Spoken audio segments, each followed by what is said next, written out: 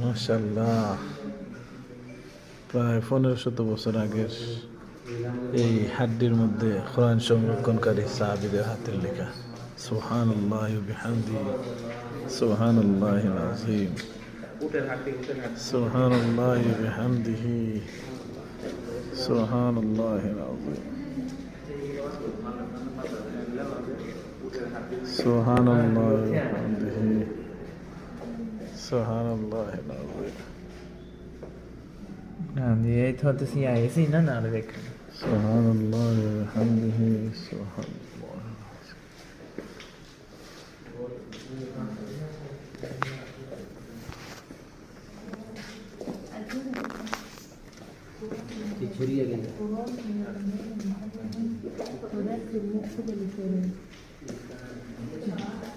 বিভিন্ন হাড়ের মধ্যে, বিভিন্ন